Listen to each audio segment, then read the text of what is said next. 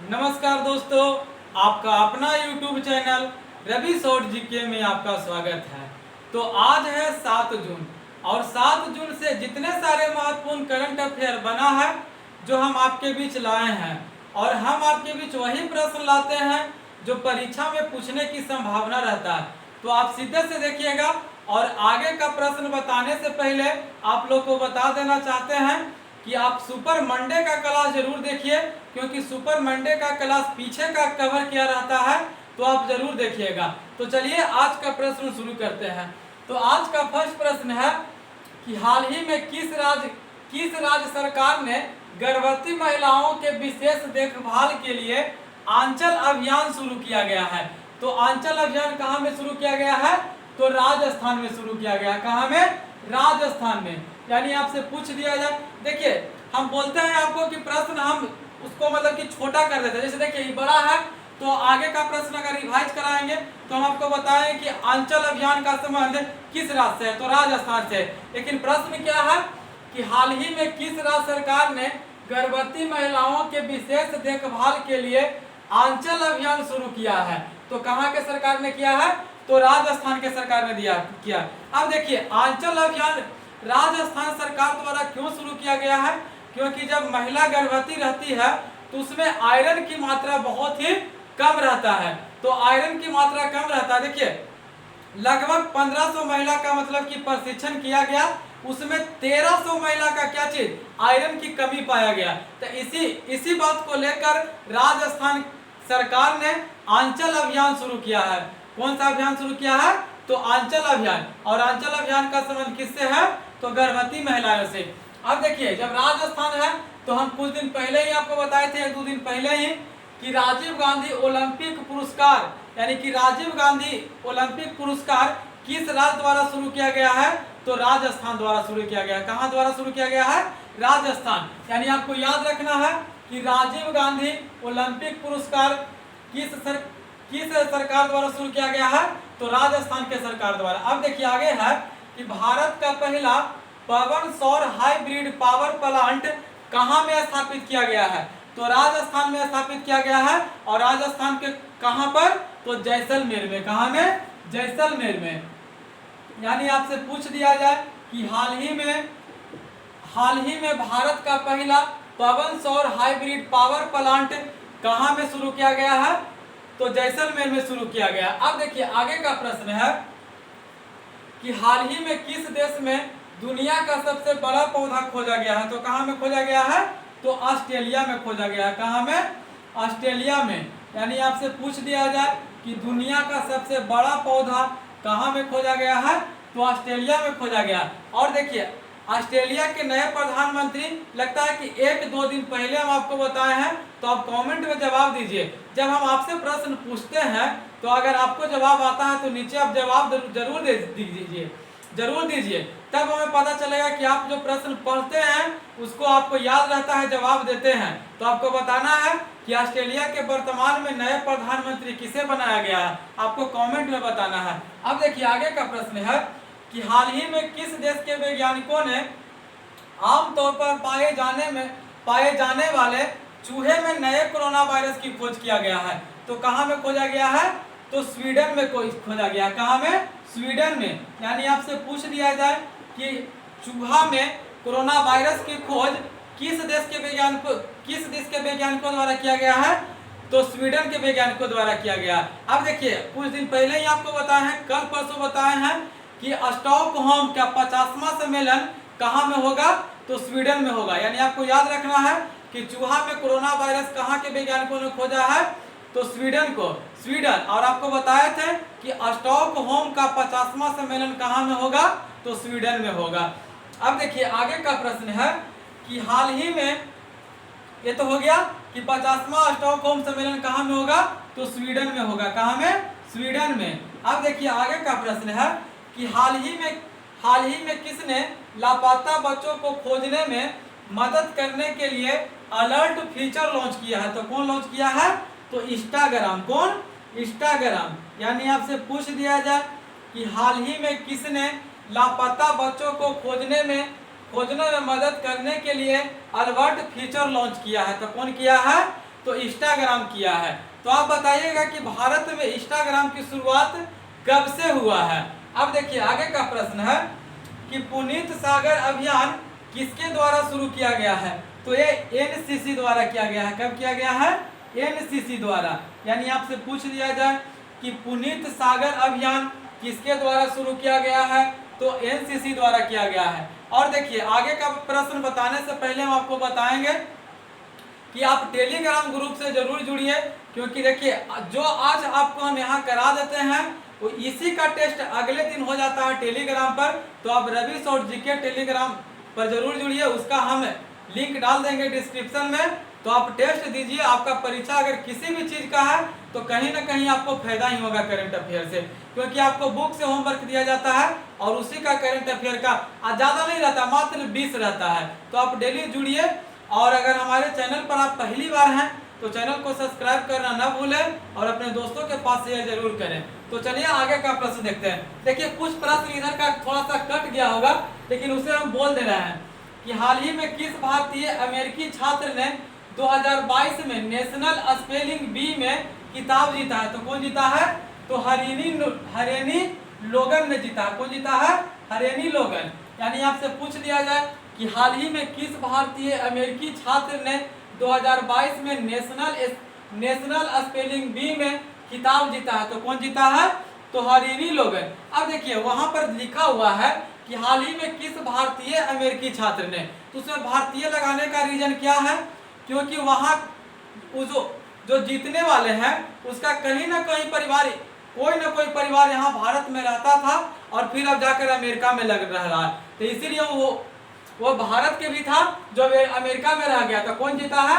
तो हरेनी लोकन। और ये कितने मिनट में? तो 90 सेकंड में 21 शब्द सही किया है। कितने सेकंड में? तो 90 सेकंड में 21 शब्द सही किया है। यानी आपसे पूछ लिया जाए कि हाल ही में किस भारतीय अमेरिकी छात्र ने 2022 में नेशनल स्पेलिंग बी में खिताब जीता है, तो हरेनी लोगन ने, और 90 सेकंड में 21 शब्द सही किए हैं। अब देखिए आगे का प्रश्न है कि हाल ही में किसने सेबी के पूर्णकालीन सदस्य के रूप में पदभार ग्रहण किया है। तो कौन किया है? तो अश्विनी भाटिया। कौन? अश्विनी भाटिया। यानी आपसे पूछ दिया जाए कि हाल ही में किसने सेबी के पूर्णकालीन सदस्य के रूप में पदभार ग्रहण किया है, तो कौन किया है? तो अश्विनी भाटिया। कौन?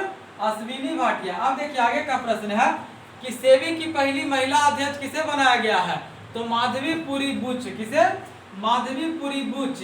यानी आपसे पूछ लिया जाए कि सेबी की पहली महिला अध्यक्ष किसे बनाया गया है, तो माधवीपुरी बुच को। किसे? माधवीपुरी बुच। अब देखिए आगे का है प्रश्न कि एसएसबी यानी कि सशस्त्र सीमा बल के महानिदेशक किसे बनाया गया है। तो किसे बनाया गया है? तो यह एसएल याओ सेन। किसे बनाया गया है? एसएल याओ सेन को बनाया गया है। किसे? एसएल याओ सेन को। यानी आपसे पूछ दिया जाए कि एसएसबी के नए महानिदेशक किसे बनाया गया है, तो एसएल याओ सेन को बनाया गया है। और सेबी की पहली महिला अध्यक्ष किसे बनाया गया है, तो माधवीपुरी बुच को बनाया गया है। अब देखिए आगे का है कि भजन सुपोरी का संबंध क्या चीज से था। तो सोपन भोजोरी का संबंध क्या चीज से है, तो संतूर वादक एक थे और जिनका हाल ही में निधन हो गया। यानी आपसे प्रश्न पूछ दिया जाए कि भजन सुपोरी का संबंध क्या चीज से है जिनका हाल ही में निधन हो गया था, क्या चीज से था, तो एक संतूर वादक थे। क्या चीज से? संतूर वादक। अब देखिए आगे का प्रश्न है कि हाल ही में इसरो के अध्यक्ष ने कहाँ नई अंतरिक्ष निर्माण सुविधा का उद्घाटन किया है। तो कहाँ में किया है, तो कर्नाटक में किया है। कहाँ में? कर्नाटक में। यानी आपसे पूछ दिया जाए कि हाल ही में इसरो के अध्यक्ष ने कहाँ नई अंतरिक्ष निर्माण सुविधा का उद्घाटन किया है, तो कर्नाटक में किया गया है। और कर्नाटक में किसके द्वारा किया गया है, तो इसरो के वर्तमान अध्यक्ष द्वारा। और इसरो के वर्तमान अध्यक्ष कौन है, तो एस सोमनाथ है। कौन है? एस सोमनाथ। लेकिन आपसे पूछ दिया जाए कि आयु ऐप कौन से सरकार द्वारा लॉन्च किया गया है, तो कर्नाटक द्वारा लॉन्च किया गया है। सांस अभियान का संबंध किस राज्य से है, तो कर्नाटक से है। विनय समस्या पहल योजना का संबंध किस राज्य से है, तो कर्नाटक से है। यानी आपको इतना याद रखना है कि इसरो के अध्यक्ष ने कहां पर अंतरिक्ष निर्माण का सुविधा उद्घाटन किया है, तो कर्नाटक ने कर्नाटक राज्य सरकार ने आयु ऐप लॉन्च किया है। कर्नाटक सरकार ने सांस अभियान शुरू किया है। कर्नाटक सरकार ने विनय समस्या पहल का शुरुआत किया है। अब देखिए आगे का जो प्रश्न है, जो परीक्षा में कहीं ना कहीं पूछने का संभावना है, क्योंकि ये कहीं ना कहीं पूछा जाता है, विवलंडन से पूछा जाता है। तो चलिए आगे का प्रश्न देखते हैं। देखिए आगे का प्रश्न है कि हाल ही में किसने फ्रेंच ओपन 2022 में महिला सिंगल्स का खिताब जीता है? तो कौन जीता है? तो इगा स्वीटिक। कौन जीता है? इगा स्वीटिक। यानी आपसे पूछ दिया जाए कि हाल ही में किसने फ्रेंच ओपन 2022 में महिला सिंगल्स का खिताब जीता है? तो कौन जीता है? तो इगा स्वीटिक जीता है। और पुरुष में कौन जीता है? तो राफेल नडाल जीता है। कौन जीता है? Rafael Nadal. यानी आपसे पूछ दिया जाए कि हाल ही में फ्रेंच ओपन का खिताब कौन से महिला में कौन जीता है? तो इगा स्वीटिक ने जीता है। पुरुष में कौन जीता है? तो राफेल नडाल जीता है। और राफेल नडाल आपसे पूछ दिया जाए कि दुनिया का सबसे ज्यादा ग्रैंड स्लैम जीतने वाले कौन बन गए हैं? तो राफेल नडाल बन गए हैं। और राफेल नडाल कितने ग्रैंड स्लैम जीते हैं? तो 22 जीते हैं। कितने जीते हैं? 22 जीते हैं। अब देखिए आगे का प्रश्न है कि ऑस्ट्रेलिया ओपन 2022 के पुरुष विजेता कौन है?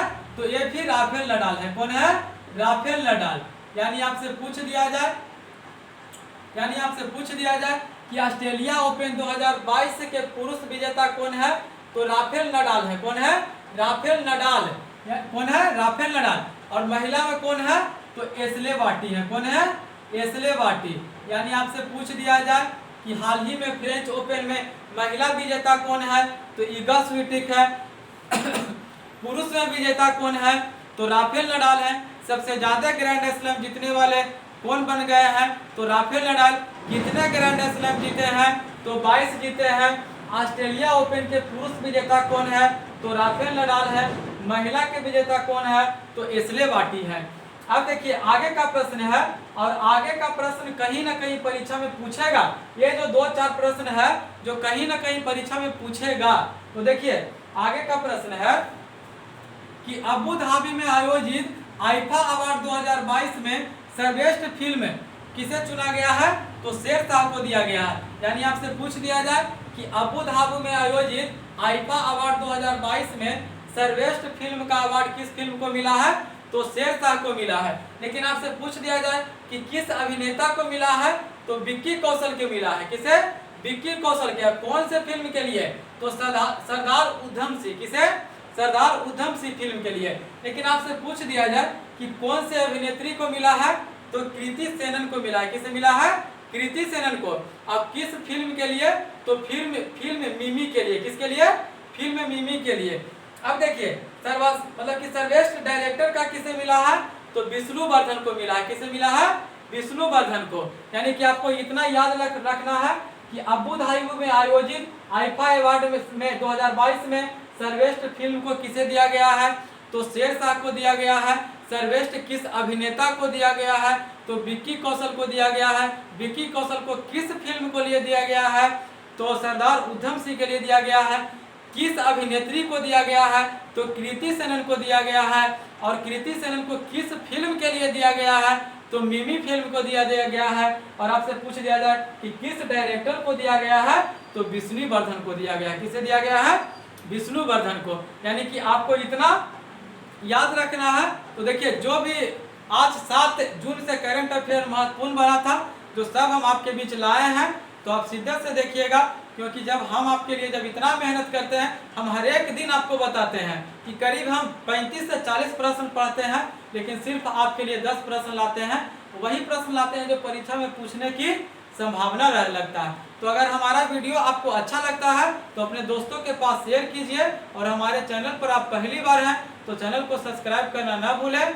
और लास्ट में हमारे वीडियो के अंत तक बने रहने के लिए बहुत बहुत धन्यवाद। जय हिंद, जय भारत।